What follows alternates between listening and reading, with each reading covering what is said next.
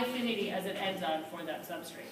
You want that, you fit very closely together and you attach together. If you have a high Km, you have a very low affinity for the substrate, which means that you need a lot of it available just to be half saturated for that enzyme. It's not a great fit. Okay, so the increased enzyme variants, Km enzyme variants, are stimulated through increased presence of niacin. In other words, so what that is saying is you have an enzyme that doesn't work as well. For whatever reason, your genetic material codes for an enzyme where the substrate and the active site don't fit as well as, say, the typical enzyme and substrate.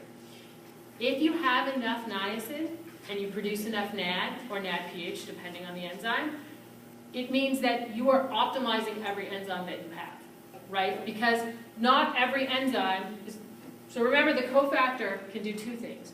One, it can change the shape of the active site.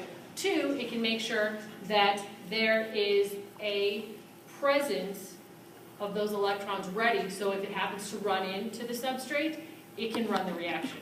If you don't have enough niacin, even if your enzyme is perfect fit for that substrate, you can't run the reaction because you don't have the niacin, the nicotinamide adenine, oh, I can't say it, the NAD, sorry, dinucleotide, sorry, I forgot what it's called. Okay, the NAD. Even if you don't have the NAD, if it's not sitting there, you don't have the hydrogen available. You don't have the electron available, right? It's got to be there. So the more niacin you have, the better whatever enzyme you have is going to work, okay?